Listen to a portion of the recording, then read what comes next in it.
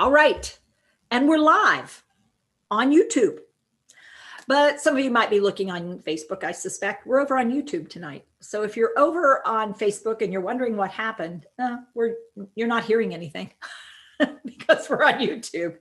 So, hey, it's Tifa, and it's time for Dementia Problem Solving with the PAC team. And this evening, we have some amazing guests with some very significant challenges that they're trying to figure out. And that's what this is about. So when we talk about problem solving, we're actually talking about trying to figure things out. And it's a little complicated because dementia is just a little complicated. And it turns out we're looking at pieces of a puzzle. 3 pieces that we bring to the table and 3 pieces that the person living with dementia brings to the table. So we'll explore it a little bit.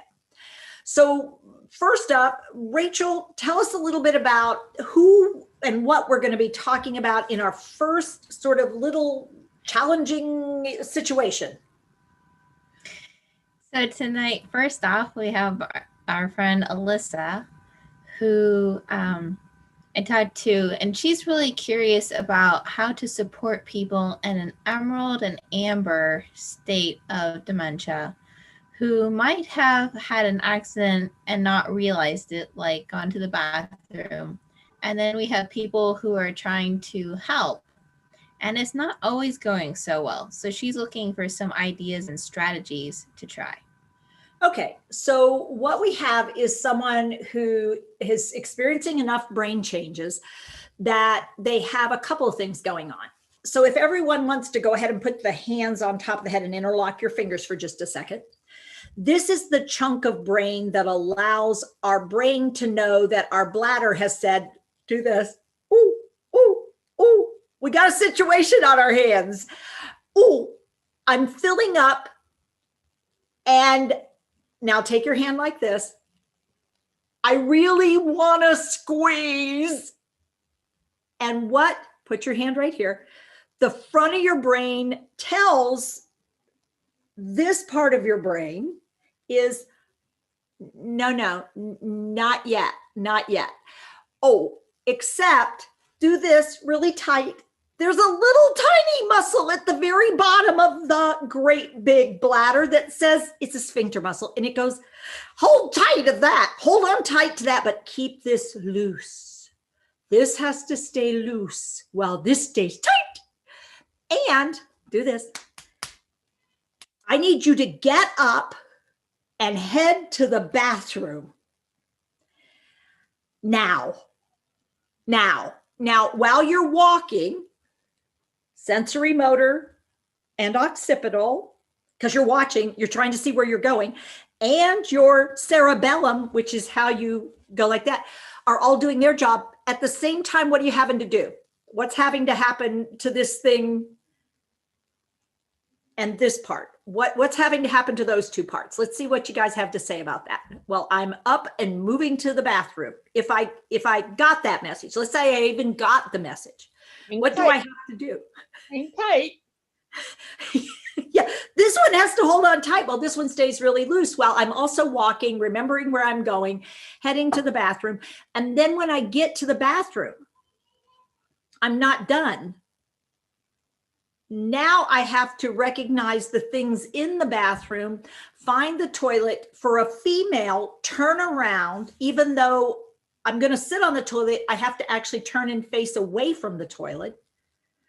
Then I have to take your sensory motor. Now take my sensory motor and get it to pull the clothing down. Now wait, but don't forget the bladder. I mean, remember the bladder thing and remember the sphincter thing. Now, how complicated is this getting? Now, when did we first learn to do it? See, this is the tricky part because we actually took a while for us to learn this. How old were we when we first learned to manage our bladders, do you think? And we got this part to be the boss of, and this part to be the boss. How old were we when we did that? 2 to 4, but there's 2 different things. They happen at different times. The pee and the poop one. Oh yeah, we hadn't even talked about the poop. Yeah, the poop is a whole different outlet system, and that one's totally different. But just even the peeing, what manages it up till then? Because until you can start to really manage it, what happens? Do you guys know how you managed it before then? Anybody familiar with it? Take your hands and put them on your low back, right around your lumbar area, like right where your waist is, only a tiny bit right in that ballpark. It's called the spinal arc. And when your bladder filled to a certain level, what would happen is the stretching of those nerves around the outside of your bladder would cause a reaction. It would go into your spinal cord. Your spinal cord would say, sphincter, relax, bladder, squeeze. And you didn't have any real control over it because your spine was in charge. It was called a spinal arc. And it was to protect you from holding on to the sphincter too long, not emptying your bladder and backing your urine up into your kidneys and killing you. Because if the waste fluid backs up into your kidneys, it kills your kidneys. And if you have a blockage at the end, which men are more likely to get a blockage because of an enlarged prostate or something like that, if we don't open that opening up, what will happen is they have what's called bladder outlet obstruction. So they will not be able to fully empty their bladder because they have a blockage on the way out. It's after the sphincter. For women, however, one of the problems is as we have children, as we get older, that little sphincter muscle at the bottom relies some on estrogen. And when you lose your estrogen stores, it's not as successful.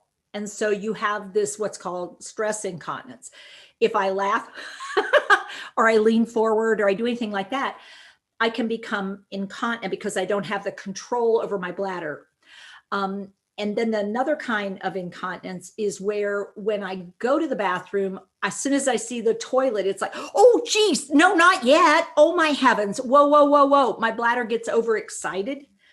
And sometimes it happens when you turn the key in the door or you just think about going to the bathroom and suddenly your bladder goes, oh, okay. So we've got those issues going in, and those are just issues with aging and aging bladders. So the first thing I described, though, what do you think is a common problem maybe for people living with dementia? And you first learn to manage this at age 2 to 4 years old. So what's one of the common issues that we're going to come across when people develop dementia, do you think?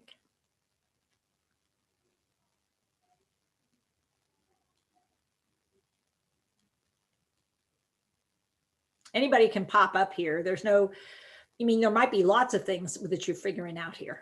What do you think? I'm trying to figure out, like, the stuff that I've seen is someone getting into the bathroom and then seeing the toilet and starting to go too early.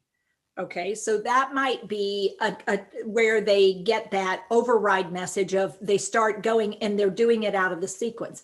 But our friend Alyssa is describing another situation. So does Alyssa's situation where people don't seem, now they've had an accident. So what's our first question that we may want to ask for Alyssa's folks? What do you guys think? What should we ask? Are they incontinent or continent? Do they wear incontinent products or?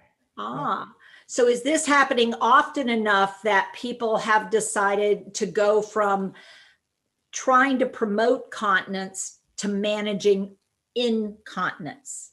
And so those are two very different plans. Promoting continence means I want to try to get you to the bathroom and give you the opportunity to go in the right place before what? Your bladder gets stretched so much that it can't resist squeezing. So I've got to then come up with a plan that I start to notice your signals and symptoms of starting, or I could use a timing thing, or I could notice when you have these accidents, and I want to start looking at my timing to see if I can say, Beth, hey, here, I want to show you something. And I get her up and I get her coming with me. I don't say anything about what? The bathroom. Nothing about the bathroom. I don't want to say word one about the bathroom, because if I bring it up, no, I'm fine. I don't need to go. Why? Why would she say, I'm fine, I don't need to go? What hasn't happened yet? That sensation hasn't hit. That message hasn't hit the brain. And if I say, looks like you might need, maybe it's time to go to the bathroom. No, I'm fine. What I did is I asked her a question about, are you feeling like you need to go to the bathroom? And then the answer is no. Guess what happens within 30 seconds to 2 minutes after I asked the question, though? We have to go to the bathroom. Nope. No. Hey, listen, there's this seat right here is all wet. You need to talk to these people here. Even worse, what did I get her brain to realize? Not only did she need to go to the bathroom, she spontaneously went to the bathroom. My talking about it caused her brain to short circuit and her bladder to squeeze. And it was like, oh, I'm so sorry. I didn't mean to do that. I was just trying to. So what I want to do is not ask her about it in order to support her getting up and coming with me.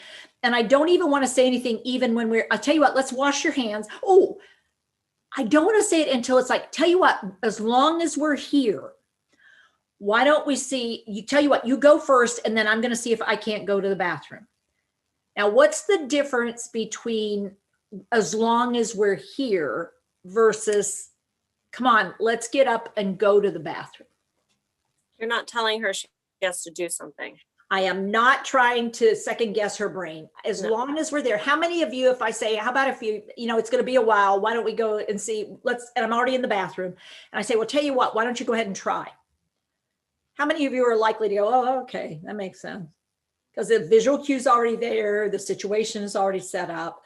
Oh, you know what? We're going to go eat dinner. Tell you what, how about you try going to the bathroom?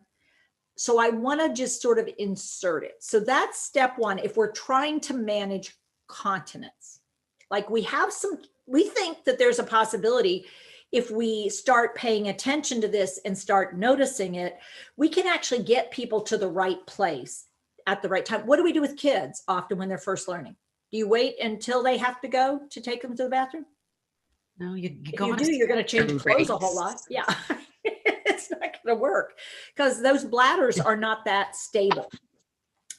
So now let's say we have another situation. So this time what's happening, even no matter what you're doing, we decide what we are actually doing is managing incontinence.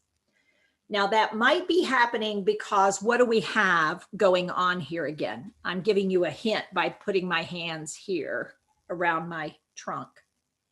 What's more guiding me? Is it my brain or my reflex arc? Spinal reflex. I'm sort of reflexive. So when it gets full, it empties. Now, here's the other part. When that's happening frequently, this is called sensory motor because the sensation, I don't even necessarily notice I'm wet if I'm wearing incontinence products. Because what are the properties of a good incontinence product? Keeps the skin dry. It wicks the moisture away from you as quickly as possible and creates that very thin, dry layer because there's an inner layer that it moves the moisture totally away from your skin. It also often controls the smell of the urine, although we will probably smell it. The person may not, especially if they're not drinking very much.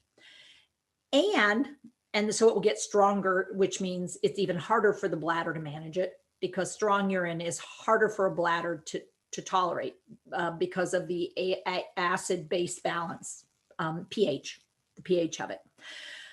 So at that point, somebody has already gotten wet. So what do you think our first, but what do we want to check out? Beth did something when she did the role play. What did Beth do that told us something that was important for us to know? Diane, what did you hear Beth do? She had no idea that it was her. But what did she notice? That she was wet. She was wet and she was blaming the chair. So what that tells me is, ooh, she had a sensation of wetness. but she didn't pick up on the sensation of peeing. So she didn't notice peeing, but she did notice wet. Okay. So now what do I want to do you think? Beth, do your role play again. What do I want to do in this situation? This chair is wet.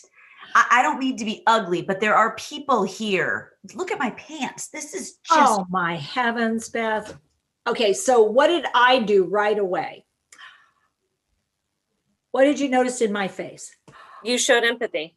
I sure enough did. Oh my heavens. Oh, Beth, that's awful. That should not have happened.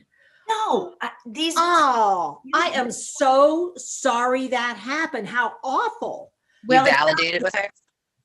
I validated next. That absolutely. Oh, hey, Beth, come on. Let's go take care of that. That's ridiculous. That's disgusting. Oh, that is. I hate that happening. You know what? I'm going to get somebody. I'll get somebody. We'll dry the seat, but let's get you taken care of. Yeah, you do. It's not your fault, honey. These things. Well, I hate that it happened.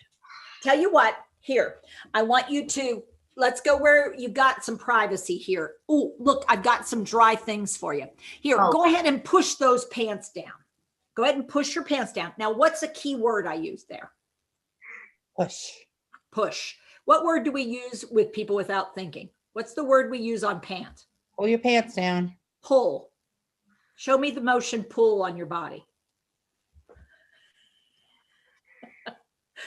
So the word pull is a mistake because when we pull in toward our core. And that means if my pants are a little down, I'll tend to want to pull them up. And what we want to say is push your pants down. Push. Yeah, lock your thumbs. There you go. And push down. You got it. You got it. Perfect. Nice. Nice. Good job. Excellent. You got it. Now, what I will probably do in this situation, and I'm showing her with my thumbs on mine off to the side, is I'll turn my face away from her. Why is it important that I turn my face away from her? To give her privacy? Yes. What am I using to watch her, though? Peripheral vision. Peripheral vision. I'm using that edge vision that she doesn't know about. So she thinks I'm not watching her. She feels like she's got privacy, and yet I am in fact keeping an eye on her. If I am going to use a hand, the recommendation I usually make to folks is take your left hand and place it on the right shoulder, over the right shoulder. And the reason for that is you will be able to know exactly what she's doing with her body, where she is, if she has her balance, how far she's bending over. You'll be able to judge a lot by having that connection, and it won't feel intrusive, but it does allow you to watch safely by using your body to watch her rather than your eyes. And for a person who's a private person, it gives them a sense that you're not watching them. And then you can say, here's a wipe to wipe that stuff off. I hate that that happened to you. Tell you what, you wipe the front and I can get the back for you. And I'll switch, and then I'm on wiping across the back of her. And the reason that is less intrusive is the back of our bodies. Number one, you don't have eyes back there. You have less sensation, and it's considered less intrusive by human beings. It's where you have the least sensation on your body for sensation coming in. So I switch and put my right hand in the shoulder and use the left to clean the back. And I say, now step out a little bit. I want to make sure we don't leave any of that on you. I don't even know what for sure that is, but it shouldn't be on you. Do I know exactly what it is? Yes. But what we're not talking about is you've got urine on you from making a mistake. So I'm going to pause there. And I'm going to ask folks, what do you think some of the most common mistakes are that people make? They push their agenda and say they're going to the bathroom. Yep. They tell people, look, we need to go to the bathroom. Look, you've had an accident. Let me help you get it cleaned up. What was the second thing I did? That's really not okay. You are the cause of the problem. you had an accident. Instead of, ah, gosh, what happened? You got something all over your pants. Oh my heavens, something on your pants. That's not all right. Watch a assignment of blame. Oh, it looks like your pants got wet. Yuck. Well, they're fine. Yeah, you're doing fine with them, but oh man, feel right there. Now, what do I want them to feel with? Their hands. Their hands. Why their hands? Particularly their fingers. Why there? Why am I telling them to touch urine-soaked clothing? Why do I want them to feel with their hands? What are you going to believe? Your fingertips or the thighs that are not giving you the message, and my mouth that's going to tell you you're wet? You're gonna believe your hands. Yeah, you're going to believe your hands. And by having you touch yourself, am I being intrusive? One of the biggest mistakes folks also make is they reach down and they try to manipulate the pants. Look, Mom, you're wet.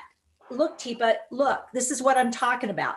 Touching someone's inner thigh is really pushing the boundaries of any social norm that we know about. How many of you just go around and go, here, let me get those little flakes off the inside of your thighs at the dinner table. Here, let me get those crumbs for you. I'm just being an attentive waiter. I'm just trying to get those crumbs off your thighs. That's all. I mean, can anyone imagine a waiter trying to brush the crumbs off your thighs and your brain going, I want him arrested? But we don't tend to think of that because we think of ourselves in care mode. And unfortunately, the person living with dementia who doesn't have the sensation that they've just wet on themselves feels our hands touching them. It's like, what the heck? And because we're touching them, do they feel the sensation of wet? No. What do they feel? They feel us. They feel someone touching them. You got it. And that's not appropriate. And so the plan then, imagine somebody where you're sitting, imagine somebody starting to touch and pull your thighs apart. What's your instinct? Throat punch them. Okay, Pepsi, you may not be allowed. What's your first instinct? What do you think your body does automatically, autonomically, without you even thinking about it? It's called hide. You'll do a hide maneuver. So you thrust your thighs together and you curve your back forward to try to protect your intimate space there. And now how difficult it is going to be to get in there to clean between somebody's legs who has their legs clamped together and they're folded forward and they bring their hands in. They will bring their elbows into their chest wall and their hands will go across and they're either grabbing or holding, or they will try pushing you away, but it's not going to make it easy. So those maneuvers we do thinking we can give care like we could to a child, our mistake is this is not a child. This is full-grown adult who's had other life experiences in the peri-care area, and they aren't about peri-care. So we just want to really be tuned in to some of the details. And so, Alyssa, does that give you some ideas of some things that you could try out?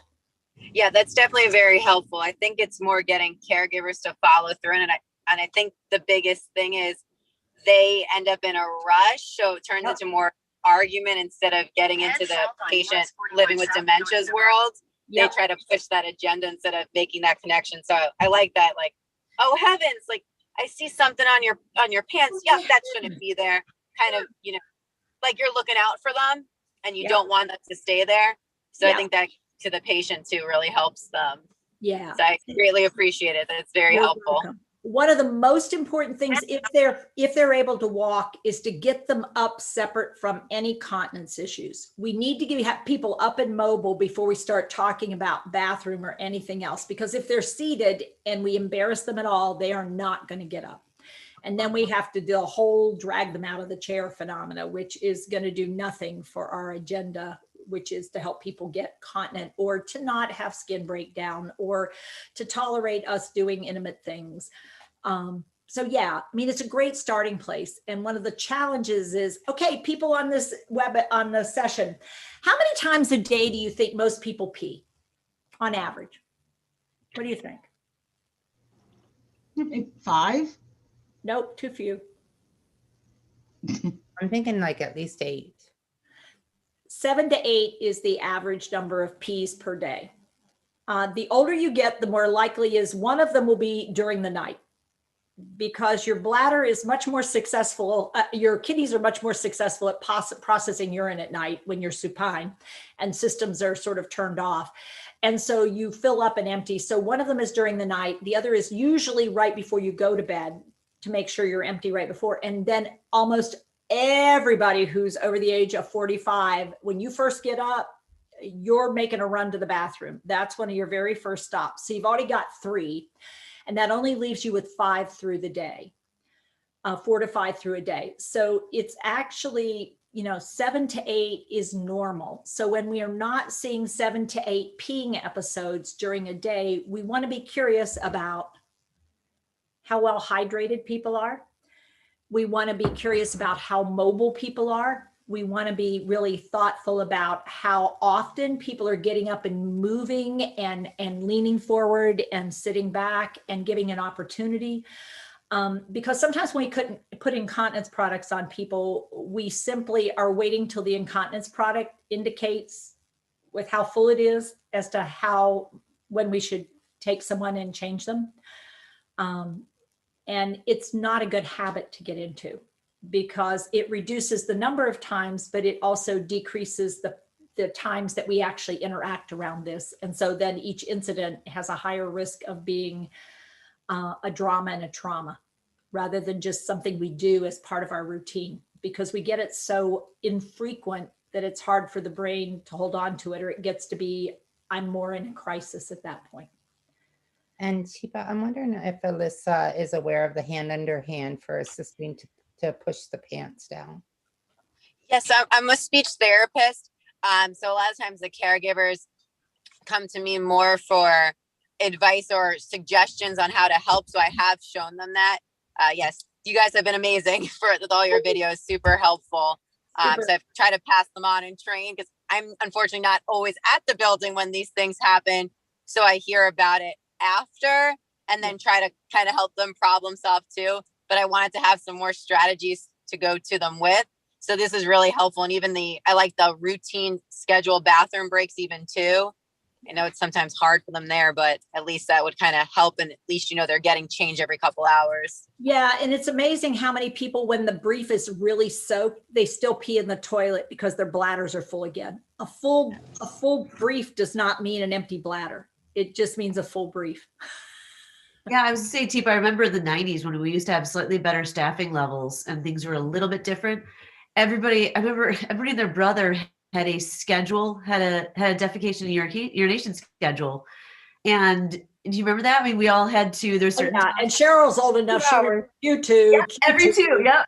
And the trick is, for me, if I drink a lot of coffee, regular coffee in the morning, it has to be every 1 in the morning, but then I can go every 4 in the afternoon. So individualizing schedules is something that we want to think about too, so that it matches me. But often, let's go down the hall. Oh, while we're here, let's stop in, is a much better system than waiting till we're in drama time and then starting to worry about it. The trick is, as staffing numbers have dropped, it's really hard to build in what we should have in place, quite honestly. We need to take those lessons we've learned from raising children and puppy training. I mean, the minute you play with a puppy, before it goes back anywhere else, you gotta go potty. So why aren't we moving people and taking that opportunity when I'm already up? Oh, hey, look, since we're here. Yep. It's a phrase that any mom has said their entire life. So why not use that phrase when I'm older? Yeah. I love that. It's a familiar phrase too, as long as we're here. As long as we're here. All right, Rachel. So thanks, Alyssa. Hopefully that's helpful. Very. Thank you guys so much. Keep us posted. See if you get any success with your folks. I will. Thank you. You're welcome. All right, Miss Rachel, what do we got? So I was wondering if maybe Diane and Robin would like to go next. Okay, so we're going to do a problem solving here that's a little bit different. So Robin and Diane have done some dialogue already. So Diane, you're going to tell us a little bit of the backstory, and I'm actually going to have Beth and Cheryl take this one on, and I'll be co-pilot. Okay. All right, thanks. So Robin is concerned about her mom, who is living in a skilled nursing facility. She was diagnosed with dementia about 6 years ago, and it's described as moderate dementia. And she's in a skilled nursing facility because she fell in October, and you know what I'm going to say, fractured her hip. And so she's been there. She didn't have surgery. Instead, they had just been doing rehab with her. And mom wants to come home. And Robin doesn't feel that the environment would be a safe environment for mom to be in. And she's really struggling with some things that are going on to try to get the facility on the same page. Mom is aware. Mom asks all the time why she can't come home. And the facility has recently told mom that she can't come home because Robin won't let her. Yeah. Me, I'm coming off mute and going, ow, let's throw somebody under a bus and run it back and forth 3 or 4 times, huh? Holy moly, my heavens. Wow, that's not a way you treat a care partner. I mean, and families and staff absolutely should be partners in this care. Oh my heavens. She's been there since October, and there was no more. Wow, I'm really disappointed in where Robin's mom is, because it doesn't speak to teamwork. It speaks to, sort of assigning blame in a situation where, what's the value in that? I mean, how is that valuable? Yeah, and I know that it's very trying for the staff, that mom has become hostile and has told the staff that they're holding her hostage. Okay, so now Robin's going to be, every phone call with Robin is, so you won't bring me home. You hate me. You've left me here. You've abandoned me. Ouch.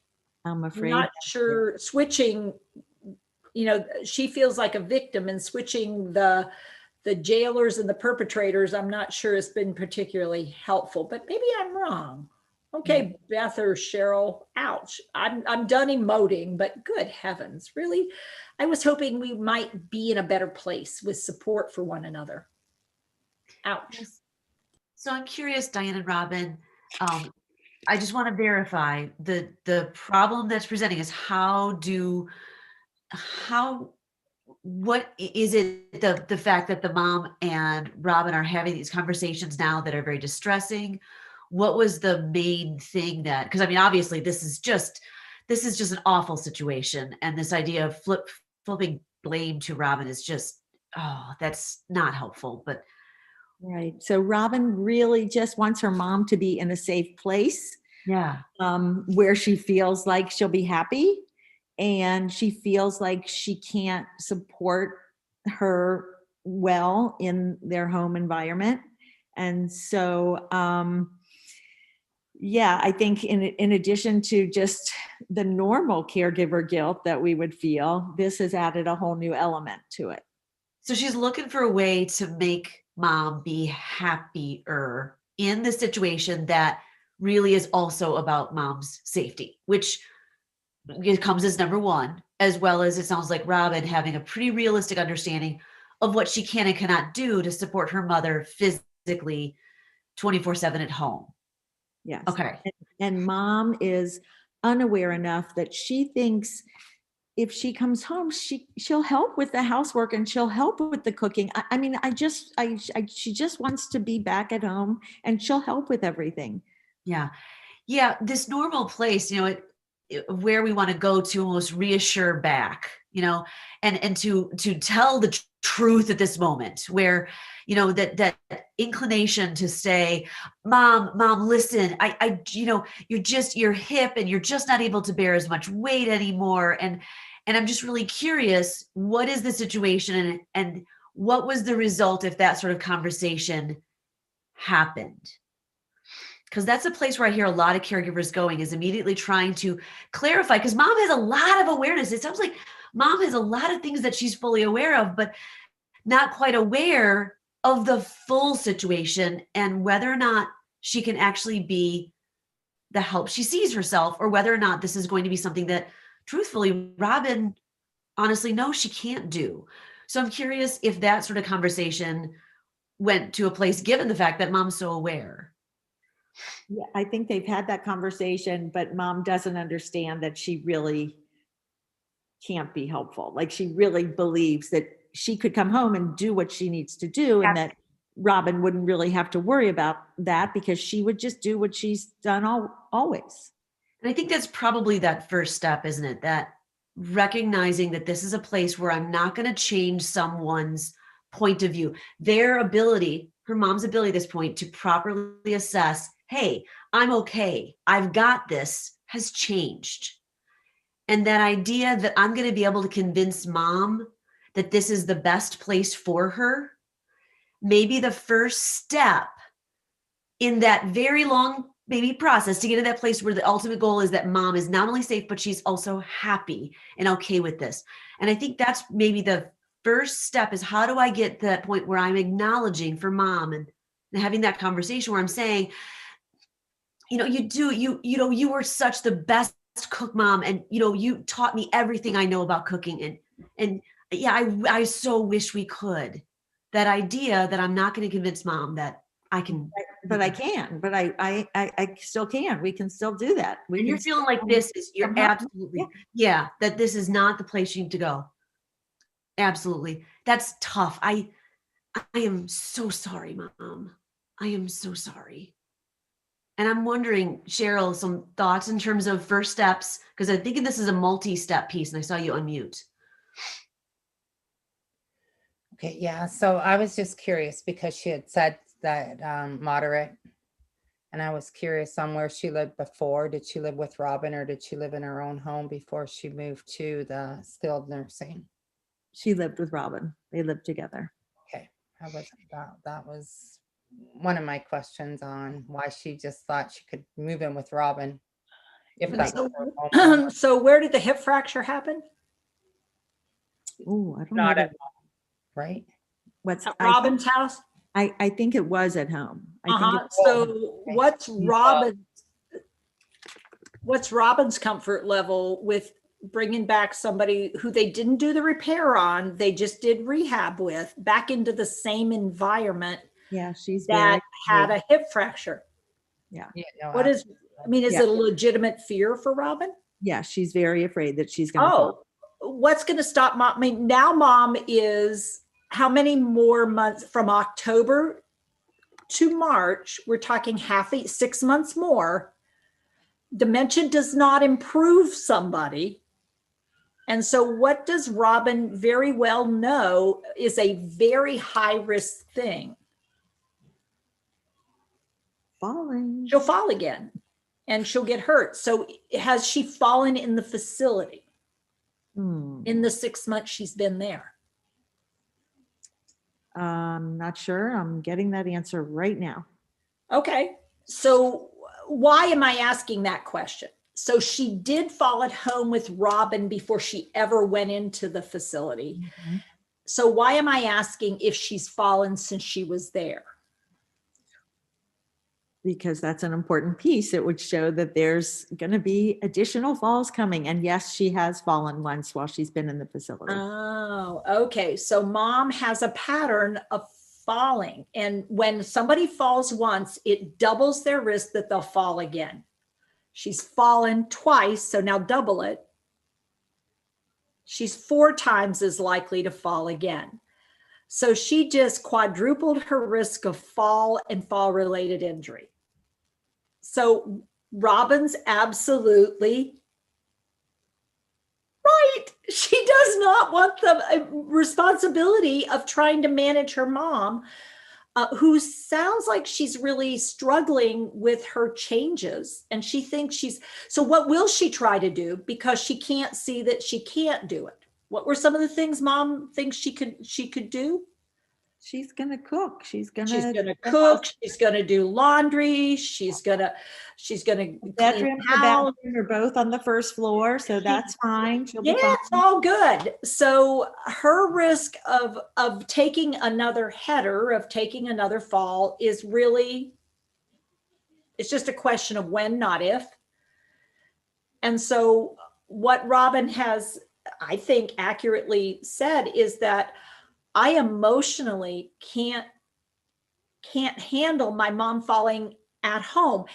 Is it better for Robin emotionally for mom to fall in the facility, knowing that she's done the best she can to create a safe place for her mom, and she's got more eyes on her there? They have more people who are monitoring her for safety than she could do at home by herself. Yeah, but how do you tell the doctor that? And so this is where, what's our big challenge then? Is it with Robin and her mom, or is it with Robin and her healthcare provider for her mom, who isn't really being aware of what he's doing to Robin and her mom? Her mom is not going to be safe in that home environment. I mean, at least at the place she's at, when they fall, who's there right away? How many people are there? There's at least trained providers at that point. There's trained providers. If she goes down, how big is mom? What's mom's size? How big is mom?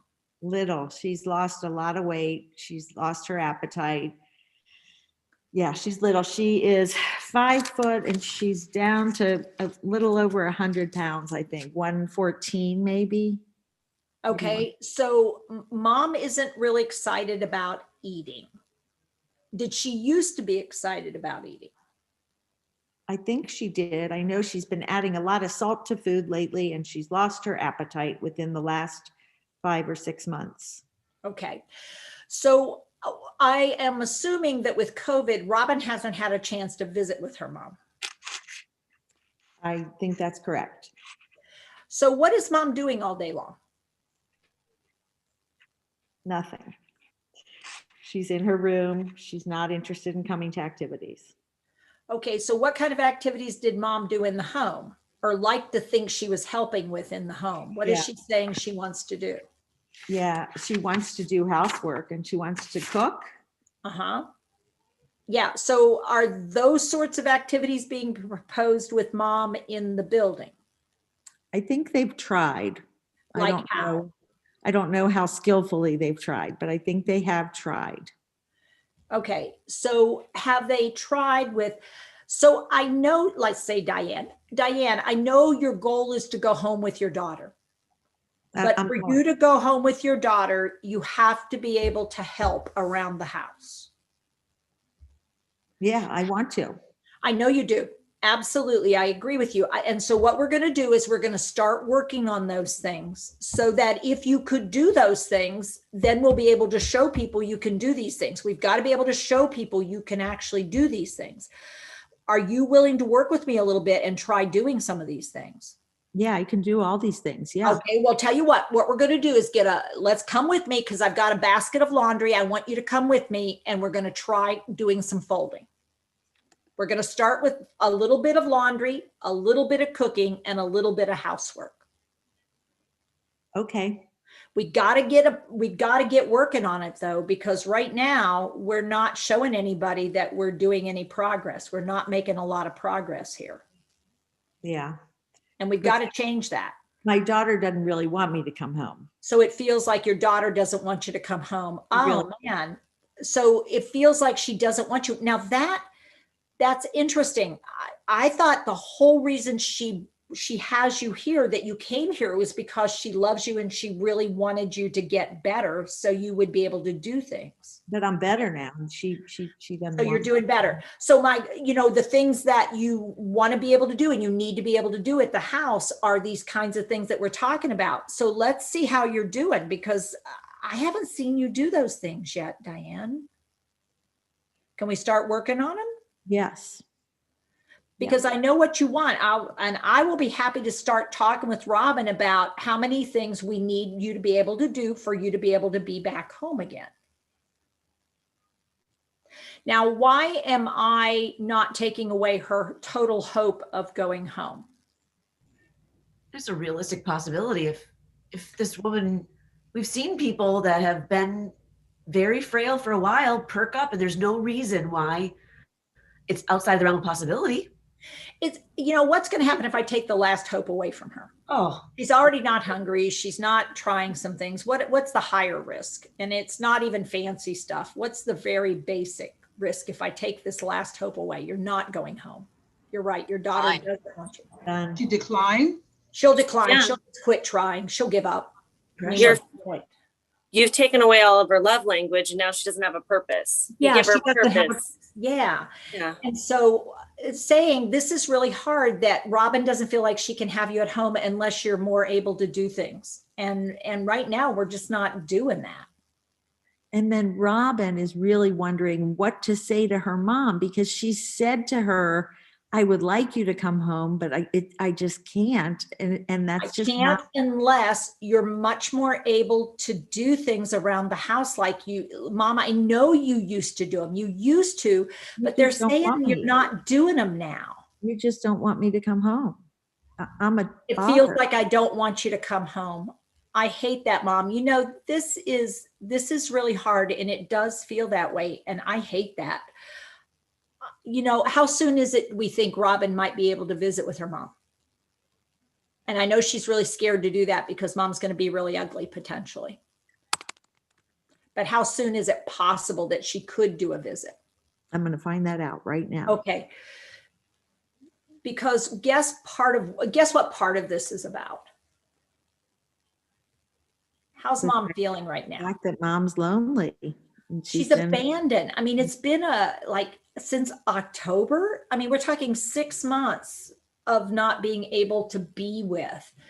And that's from being with every day, being present with every day. And I'm suspecting in October, she didn't even get to go to the hospital with her. So she had to abandon her. Truly, Robin was forced due to COVID to abandon her mother. And it truly feels at this point like an abandonment. And now what she's getting, unfortunately, from her providers is, and your daughter doesn't want you to come back home. And that's inaccurate. That's not an accurate statement. So it really is, this is really hard and you hate being here. I think what people aren't willing to say, you hate being here, you hate being away from Robin, and it feels unfair. And it is. It is totally unfair. It was unfair that you broke your hip.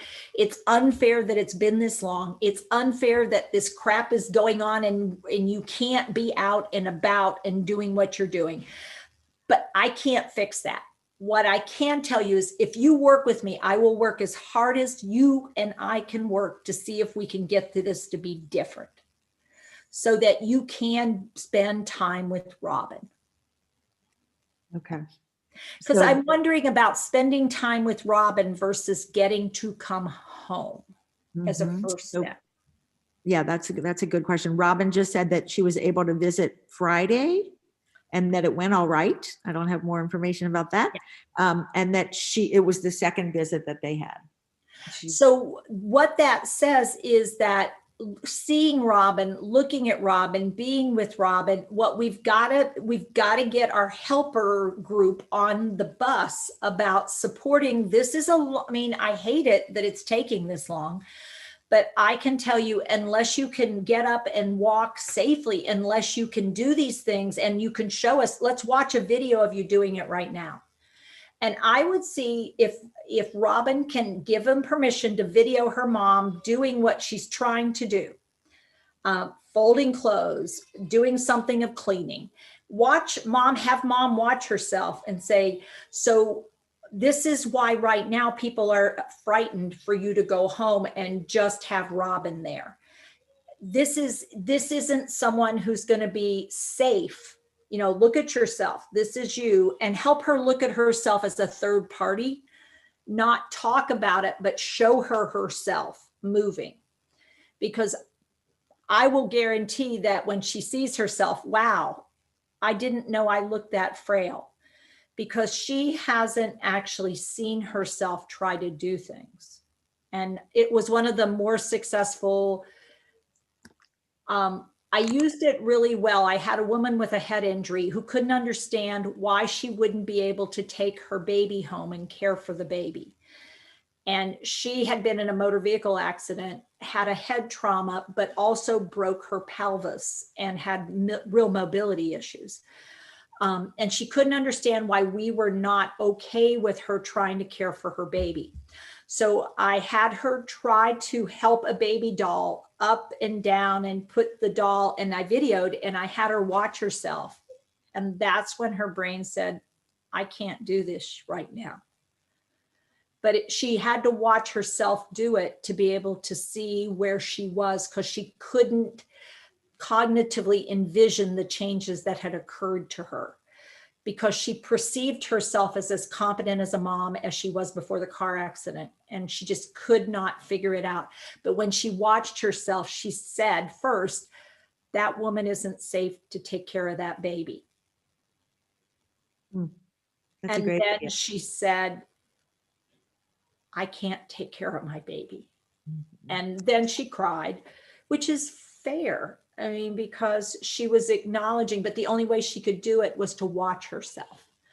And that's when it occurred to her how real this was, how much she had changed. You know, I think that's a great idea. I'm curious to know whether the staff will be willing to do that. It'll be interesting. We don't know until we try. Yeah, we don't Robin know. says that the facility's appearing to be understaffed. Surprise, surprise to all of us who know that that's unfortunately, the scenario in a lot of places right now. And she's wondering if that's an appropriate ask for the OT. Yeah, it is an absolute appropriate task for the OT. That's when I did it, was when I was the OT and head injury. Yeah, it sounds like was my job. And that critical piece here is pulling in other members of the team that might have these abilities if the staff doesn't right now. And if you've got a provider that's willing to throw the family member under the bus with this, I can't imagine the stress that person's under. And I'm wondering, Robin, if she's really the only one at this point that can actually be there in mom's grief. Yeah. And I think that's a critical piece that we're not really all that comfortable with. And so when this mom started to cry, it was such a legitimate emotion. I'm not going to make someone happy, and I've got to let go of that. Yeah. And that piece of, I'm so sorry. I hate this. I hate this for us, but I really hate this for you, Mom. And that's maybe as good as it gets.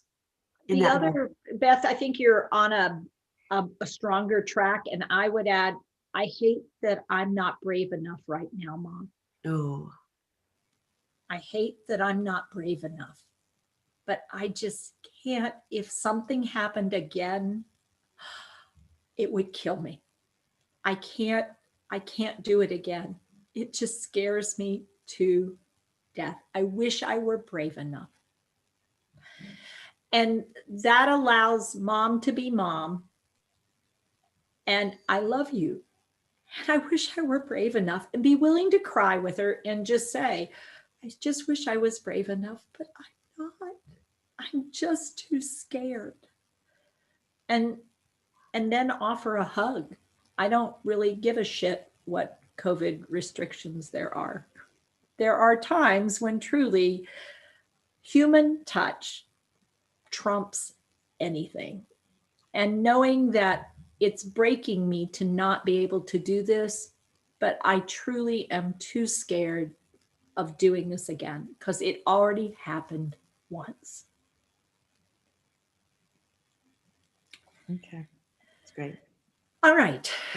Robin, thank you for bringing your story and your concern. It's, I'm afraid it's all too common, a story that many people are facing right now, where people had been isolated and forced to do things that you never wanted and never thought you would do. And now you're having to pay an additional price for that. So,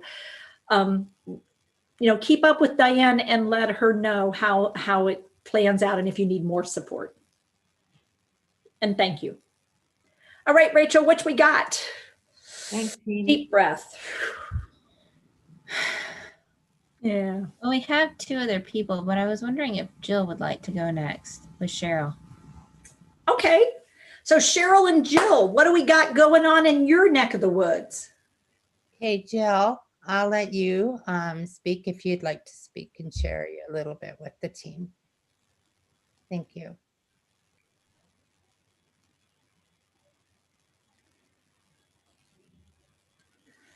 Well, if Jill can get unmuted, she's trying hard. She was doing just fine before, and now she's lost her voice. Oh, there we go.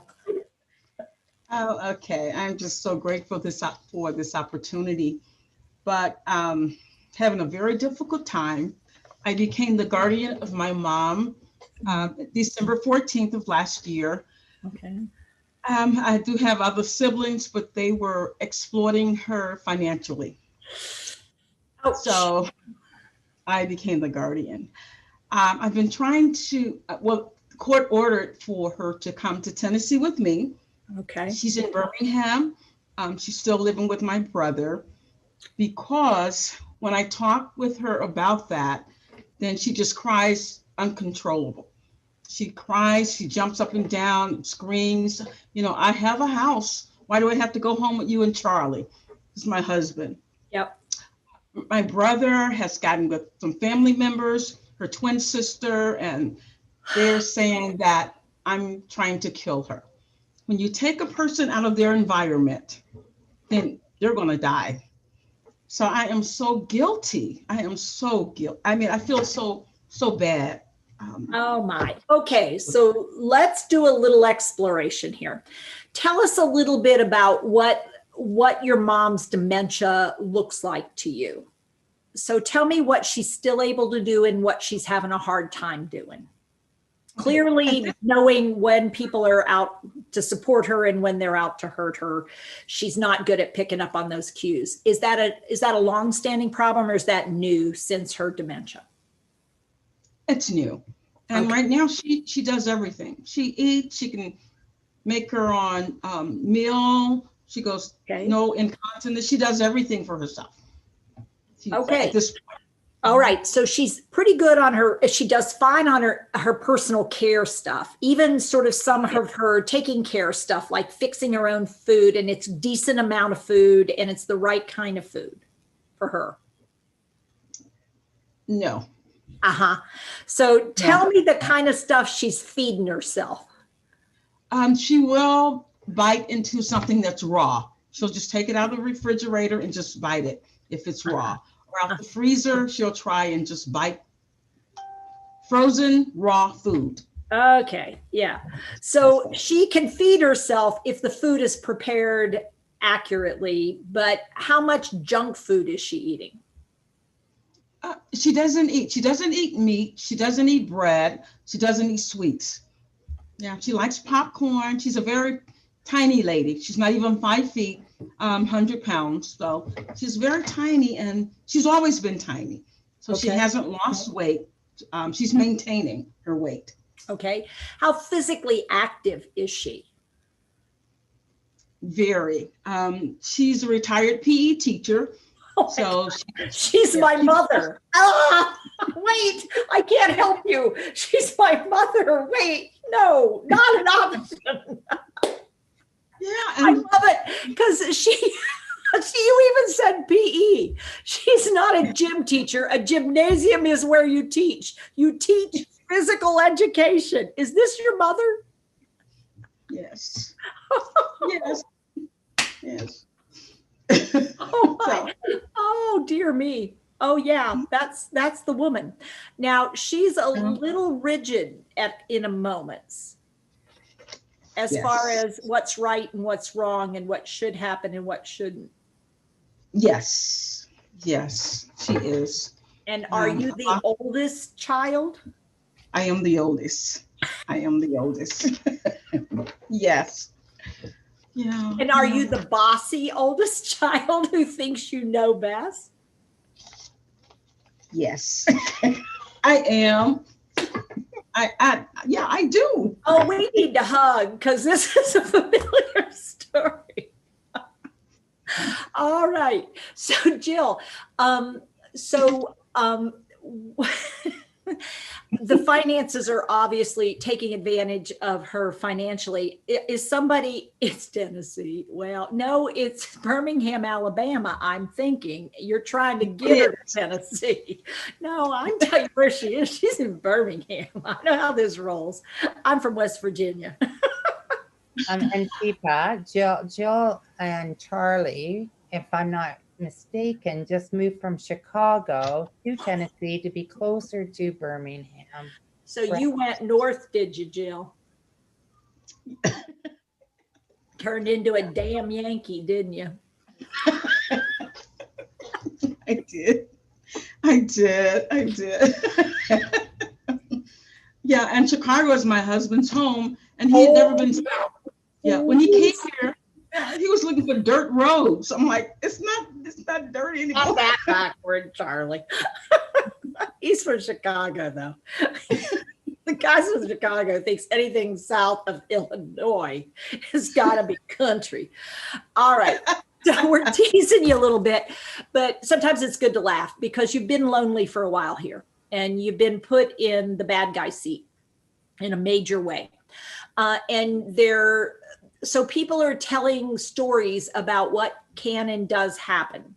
So the question is, it sounds like your mom, how much are people helping her get through a day versus she gets through a day by habit?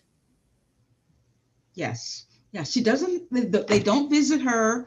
And she's there alone. When my brother leaves, he leaves and come back. So, and that's a scary thing too.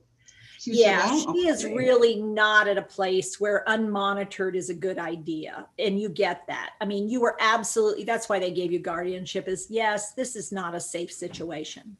So I'm wondering, has your mom ever done something as we're going to try something. And if it absolutely doesn't work, we can decide something different, but we've got to try it. The court says, we've got to try it. Are you ready? Watch my fingers. For 3 months. We've got to try it for 3 months. Now, team, I want you to help talk about why 3 months. Why am I putting out there 3 months?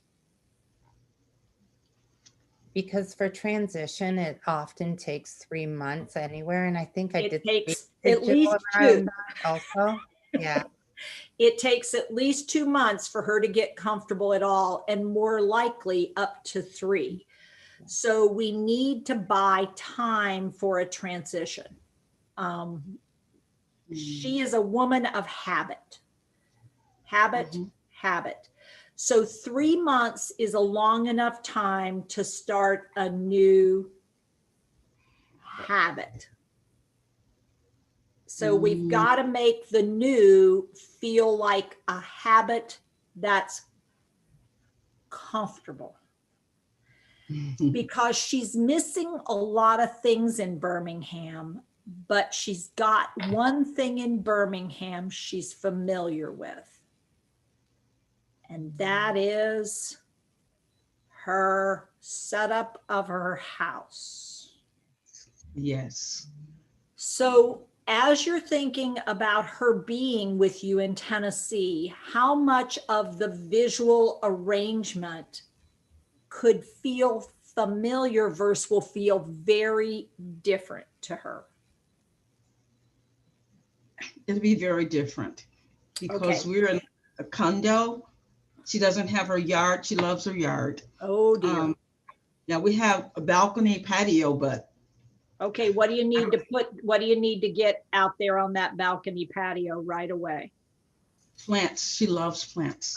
You better get some planters, like a decent planter that she can work on. And you need some help because all you've got is the dirt and the planter. And you got to go get the plants because you don't know what the hell you're doing, Mom. You know I'm not good at it because she's the PE teacher. So she's got to teach you things. She's going to have to be the boss of you some. So what is she doing during the day in Birmingham? Nothing. She complains all the time of being lonesome. She's not doing anything. So before she gets here, what kind of things do you know she likes doing? What are about 3 or 4 things that historically she has always enjoyed doing? You know, gardening, we got that one. Working out. We have a fitness center here. She likes that. Okay, so she's gonna, I need to be at the fitness center, Mom, and I'd like you to come with me. There's some ladies there I'd like you to take a look at because I don't know that they're all that fit. And I know you're a PE teacher, so you could probably, you know, there's some opportunities here for you to do some things that might be helpful to people. Is she a woman of the church? Yes, but she stopped going. She Well, doesn't. that's because she's incompetent and she doesn't want people to know. So she's hiding from the church. Yes, she just stopped going. Yeah. So was she a singer in the church or was she a doer in the church? She's Sunday school teacher. She taught Sunday school. Kids or adults? Adults. So the question might be, is there a church where she could go to Sunday school class and complain about the teacher? Yes. I mean, because she probably would enjoy going and making judgments on that teacher, and you'll have to listen to them, but it gives her a chance to be the boss again because she's been robbed of all her chances to be her. And we've got to, and again, we aren't going to show her a good time as much as give her things to do that fill her day. And so you're building her life because she's lost her life in Birmingham. The only thing she has is an empty shell in Birmingham. Yes. So their thought that she'll die if she leaves her house is them saying, well, we'll just let her die in her shell of a house versus we're going to give her a chance to live we're going to transplant her. We're going to take this plant that still has some life in it and we're going to transplant it to a place of where there's soil that's healthy, where there's people who are going to help her shine and grow, and a place where she can find some new way of being. Because there's nothing left in Birmingham. It's really an unsafe place for her. So they're tricky words of, she'll die if you take her somewhere else. She's going to die if she stays there. She's going to make a mistake. They're going to make a mistake. She's going to end up with food poisoning. She's going to end up not eating enough. She's going to end up with a fall. She's going to end up with something happening wrong, and habits won't be enough to save her. And that's the hard part. You've done the hardest thing, which is getting guardianship because people were taking advantage. So does so that you would say that because she likes to climb. So she'll get a chair and try to climb on things. And I'm so afraid she'll fall. Yeah, she does. She is going to fall. She is. And she will do something really quite dangerous because she has no sense of how dangerous things are for her because she's a phys ed teacher. She's strong. She's fine. I mean, so when was the last time you did 20 sit-ups? Don't say back to her, Mom, when was the last time you did it? Don't do it. You're tempted, but don't come back at her. Because she just really needs to feel like she's competent again. And, you know, and it's just, this is a trial, Mom. We're just going to give it a try because this is what the doctor and everybody else is saying. This is what we got to try. We got to try something. You know, phys ed, if you don't use it, you lose it. And that's what they're saying. We got to give this a shot. Let's try it for 3 months. I know you don't want to do it. I hear you. This is just like any exercise plan, Mom. Nobody goes into them wanting to do them.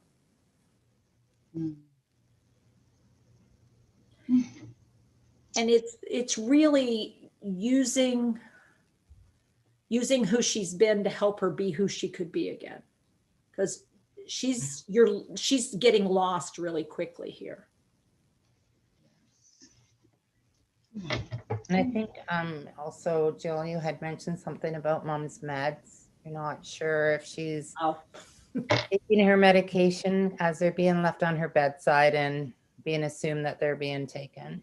Yeah. No. Mhm. I mean, half the time she's probably not, and may just pick them up and go to take something to drink, and then they get left in the living room or the kitchen, and then she's, well, I don't know and she may be taking them twice as often as she's taking them not at all.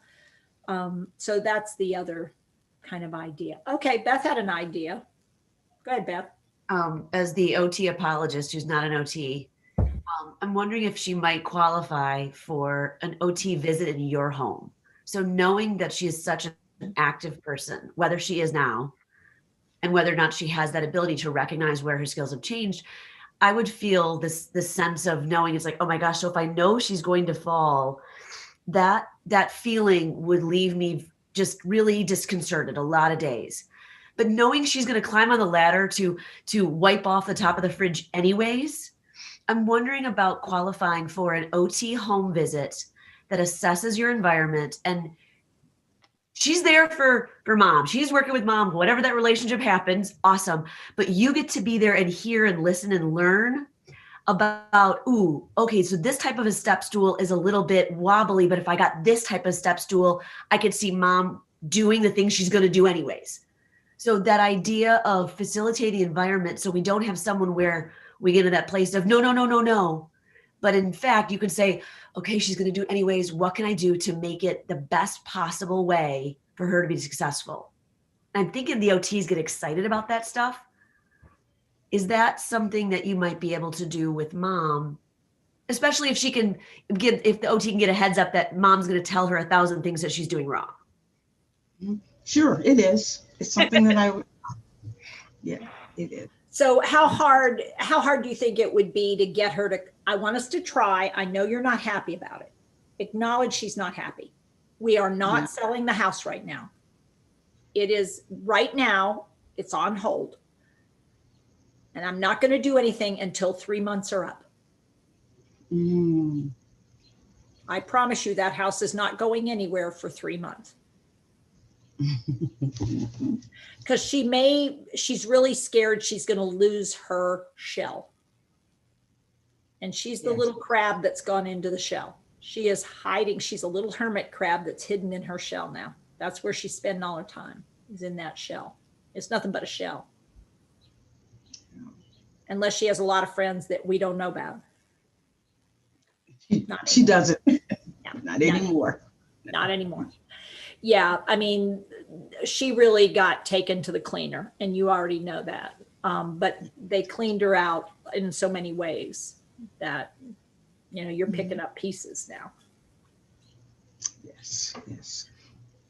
So if as you get close, as you're trying to find the words, rehearsing the words, that's going to be a real important rehearsal that you have ahead of time, Jill. And maybe either working a little more, either with Cheryl or one of our other mentors, to practice your words on how you're going to say things. Because she's gonna be a tricky wicket there. Because if you say it wrong, she'll push back on you.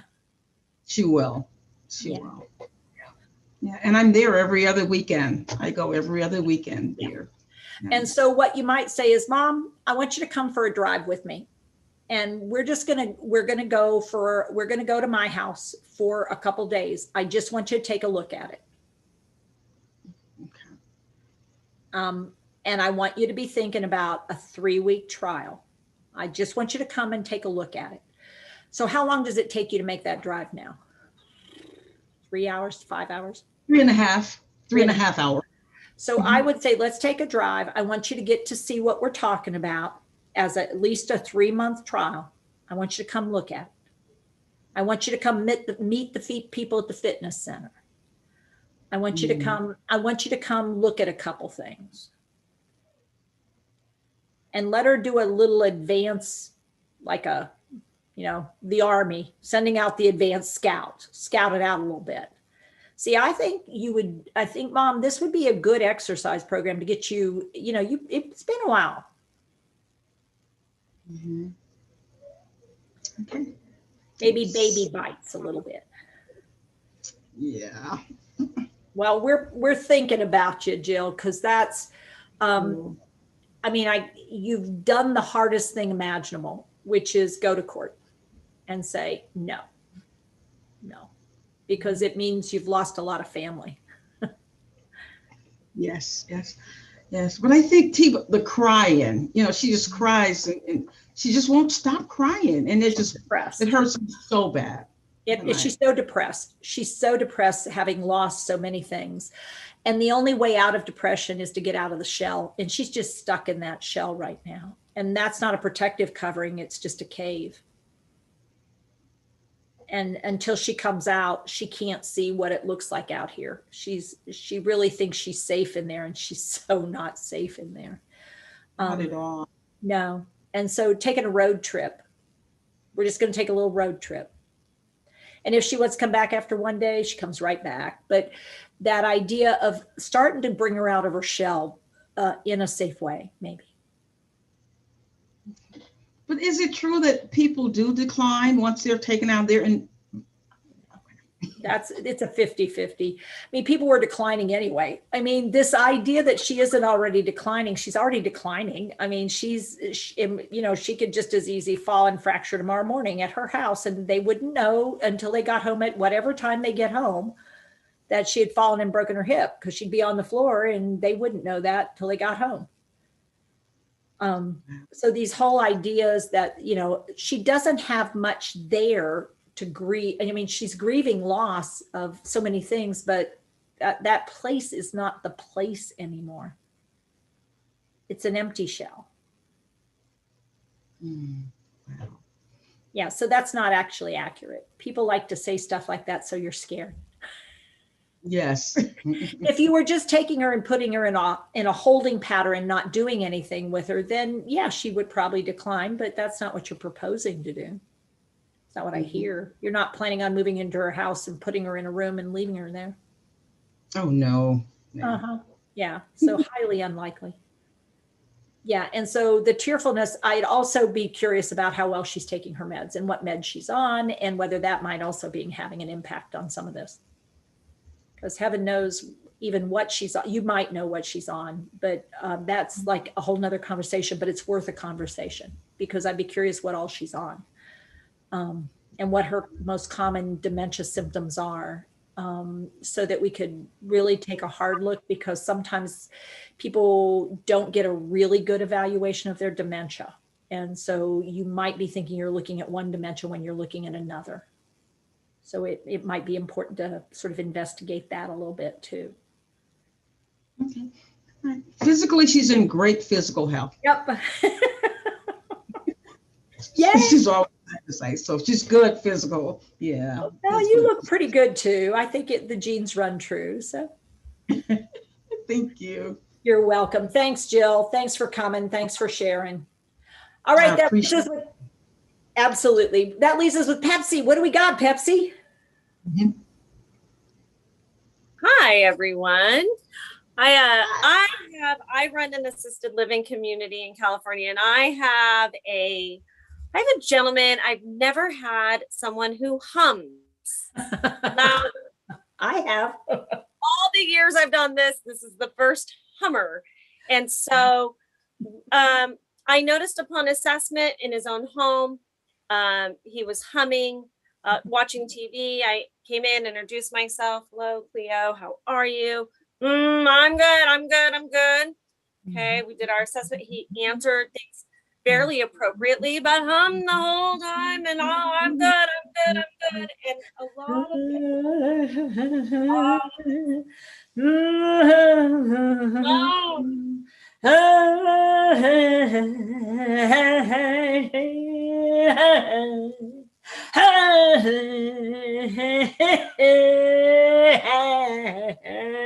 yes. And of course, for a short visit, you're thinking, not so bad, a little annoying, but 20, this is where your brain says, I swear he hums 24/7. That's not accurate, but you swear it's accurate. You do. If you wake him and help him in the middle of the night, he starts humming. Yes. Yeah. So, I really noticed it's not so annoying. It doesn't bother the care staff. It's now the residents. Now I have other residents who either are joining in. Shut up. shut the up. I'll shut you up. I can't take his shit anymore. Tell him to shut the fuck up. And he's, and he goes, yeah, shut up, and keeps going. The only time he doesn't actively hum is when he's drinking. When he's actively drinking in a glass, he can't hum and drink because you can't hum and drink and swallow at the same time. Yeah. And if he's chewing food, his humming is interrupted. It's interrupted. But I noticed it doesn't that stop. even while he's eating, now Yeah, he's eating, still- the coughing, a sneeze, everything is a grunt. It's very vocal, and he's got to be.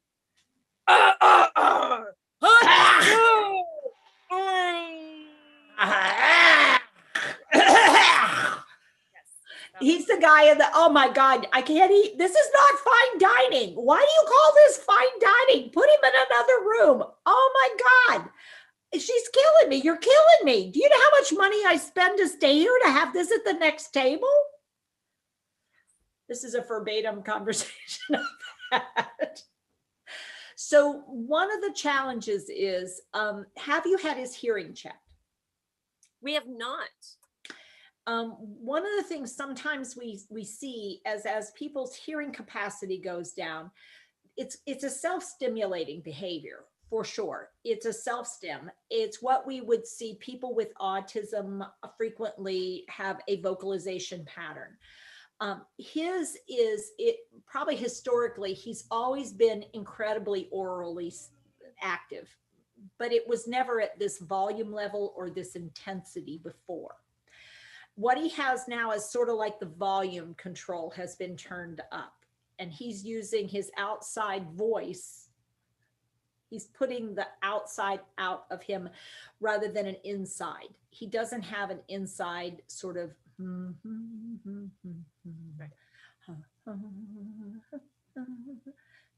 like some people self-talk all the time and some people hum a little bit. So Beth was asking about the possibility of an essential tremor, whether he has sort of some tremoring going on. He does have Parkinson's as well. Okay. So what we might be seeing is, does he ever show any signs of Lewy body dementia? No, I haven't seen any. Okay. All right. So we've just got a straight sort of substantia nigra abnormality in the more balancing of flexion and extension. And flexion and extension muscles are like, for instance, what we would have is back and forth across a joint where he doesn't have the ability to stabilize something. And so what Beth's hinting at and wondering about is, could he have it in his vocal cords, where his vocal cords are basically tremoring all the time. And that is to some extent helping him produce these sounds, these ever-present sounds, which also means he's very high risk for aspirations where he gets it going. Fluid is actually, he's not very safe with his epiglottal area. His epiglottis doesn't cover his airway very well, and he prematurely lifts it back up. And so some of the fluid or food or whatever gets in his airway, and which is why you get the very hyper reactive cough.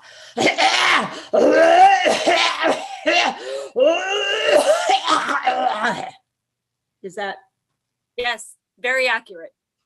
Okay, so then what we're talking about is a guy who to the world looks to be enjoying himself or humming with purpose, but in fact, it's just like he has a tremor in his hand that's pretty extensive, a pill rolling tremor. Does he take any Cinemat or any kind of medications for his Parkinson's? Let me tell you. Deepa, while she's looking, there was also something a little bit odd. He likes to push himself in the wheelchair. He'll push himself back into a corner, but sometimes they've noticed that he'll kind of push or pull with his feet to his room. And the next thing they know, he's on the ground, and it's usually like he can get up on his own. Yeah. So funny thing, we had he is on the carbolipidova, so he is on Okay. that. What's his frequency? I mean, one of the things to think about talking or asking the Parkinson's physician, Parkinson's specialist, is whether or not we could try tweaking it a little bit to see if it helps with the humming extensively, because we're just wondering whether it might be somewhat related to his Parkinson's syndrome. So he's only on 25 milligrams and it's 1 tab 4 times a day. Yeah. So, I mean, there's a possibility that he could go up a little bit each time. Not a lot, but just a tiny bit to see whether there's any improvement in the volume or the intensity of this humming. Okay. And what Rachel was going to go to was the more fun, is we've noticed that if he's not receiving a certain amount of attention, yep, sometimes it gets louder, but he will purposely put himself on the floor, even though I've watched him. He's got a Hoyer lift. They were using a Hoyer lift at home, but I've watched him turn over, get up on his knees, and I'm like, okay, dude, we're getting back up. Like, what? Let's go. You got yourself down. I know you can get yourself back up, and he can. Yep. And he's shown that he can time over again. Yeah. At home, they had a video camera, and he would have his wife feed him. But when she left the room, he would pick up and just shovel. Yeah. So he's a guy that's lonely in the public. And so one of the things he's doing, does he enjoy one-on-one attention, or does he like group attention? Both. So one thing I found with him is when I started texting with Rachel, it was like, I put on the Sound of Music. He loved it. And the humming would stop and he would sing the words. And then as soon as it was done, he would start humming again. But then I noticed he took both thumbs like he wanted to suck his thumb. Mm-hmm. And I was like, okay, well, is he soothing? Is this a self-soother? Then after that, we did a group activity with balloons and pool noodles. Loved it. Was so excited. Everything in his body changed. It was uplifted. He was happy. He wasn't, he can verbalize lots of things. He can have a conversation. He plays war, loves to play war, loves to do puzzles. He loves attention, and it lifts. You can just watch it lift. Watch him become whole again. Yeah. But he still humps. Yes. But I did notice after the exercise activities, that's when the humming stops for about 20 minutes. Okay. So these kind of big upper body movements where he's really using his upper body. So things that might be overhead, whether you get the put nylons over a folded coat hanger and you use balloon volleyball, and he's whipping doing the coat hanger with the nylon stocking over it. So he's really using that arm and then switching out, doing things that are upper body mobile may very well get this part to relax a little bit for a while. And the same thing is happening, and this is Sing Out for Parkinson's, I think is the name of the activity. He's the kind of guy that's singing every day several times. See if you can find musicals other than The Sound of Music that he enjoys. My Fair Lady, South Pacific, some of the Rodgers and Hammerstein kind of thing, more than likely would be his genre, and sort of try those kind of music, like just a few songs from the musical, and then see what he does for a little while. Okay. But having partners, like giving people breaks from him. And so when you're not with him, you are not around him. Because we've got to give people's ears a break, because the humming wears on us. It is that wearing, sort of wear us down kind of phenomena. And people will start looking at him, and it's not staff, it's other residents. And so finding some other spaces for him to move into and have like a one-on-one partner. So he moves away from some of the key residents who are exhausted. From him. Okay. And so, Jess came up with a good idea, the possibility of a weighted stole. So we've tried the weighted blanket, and what I've noticed, it causes some disrobing. Interesting. Okay. How about a weighted vest, like putting weights on a fishing vest? Okay, he loves to fish. So he was a huge into fishing. So that would be something probably he wouldn't And want the to other thing you could do is get some of these kids fishing things and have him do some of this fishing with his upper body. Okay. But looking at some upper body work with him to Okay. see what happens if we do some of those things.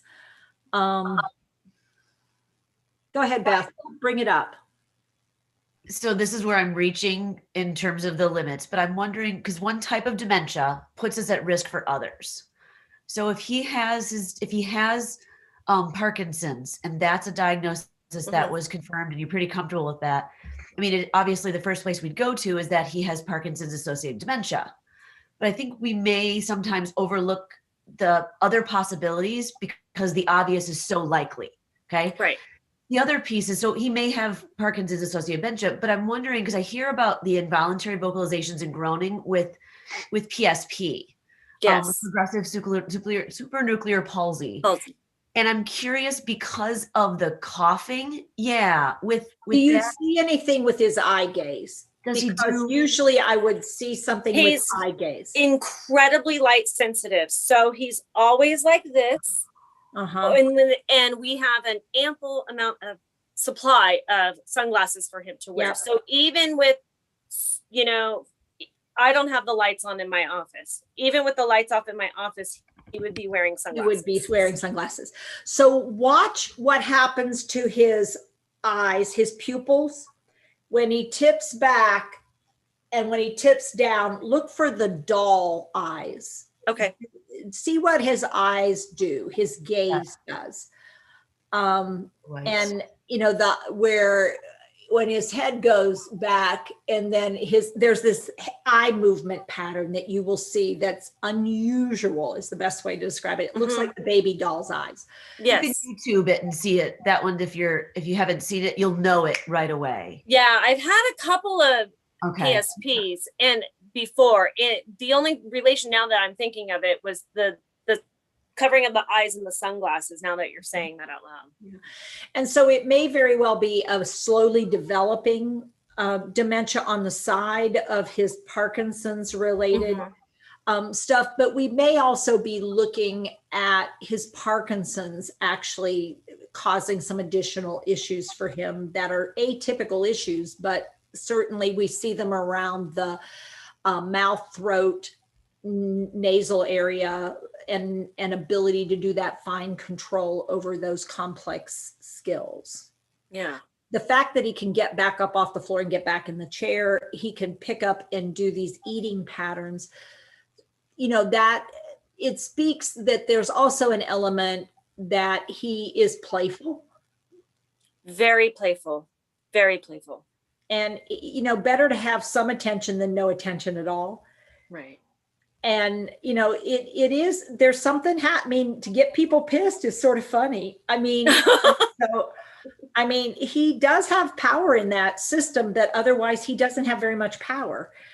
But is a power position to really get people all riled up and know they can't do anything about it. Could be. I mean, it's more fun than just dying. That's true. Pissing people off is fun. I mean, you're really wise to do some of the things you're doing. And so I'm thinking if you can place him in places where the staff are okay with it, the other residents get breaks from him.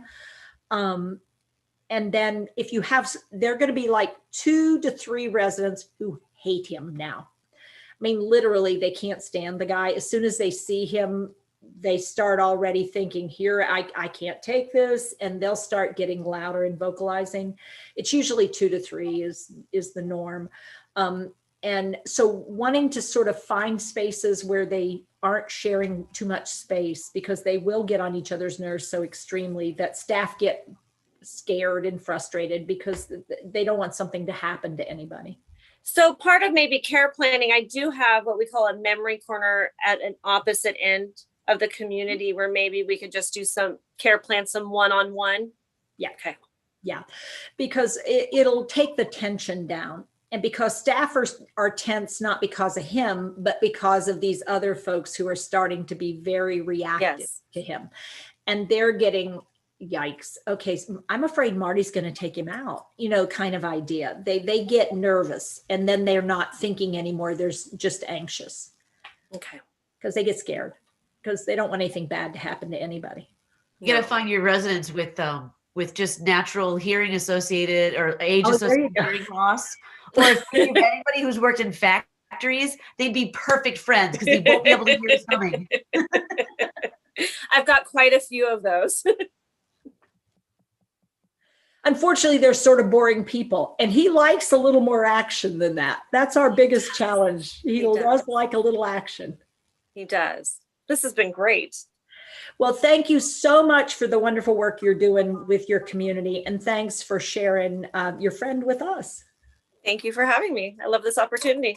Absolutely. Well, thanks everybody. Hopefully you guys out there on YouTube got some chances to participate, and we had Matthew out there helping out and Carrie as well. Anybody wants to say the last moment of the night here? Happy St. Patrick's Day then. If no one else will, I'll claim it. I wore green today. Check it out. Had to find it in the closet. Oh, look at that. Well, yeah, you got a little bit. Oh, come on. That's just barely showing, There. Oh my gosh. Thank you so much. All right, everybody. Take care. We'll see you in a month. Wednesday, 2 weeks, we'll be doing Ask Teepa Anything, where we try to respond to interesting questions, but not some of the complicated ones we did tonight. So thanks to all of our amazing guests. Carrie, thank you. Matthew, Rachel, Beth, and especially all the people who are willing to come and share. Thank you so much. Thank you. Okay. Take care.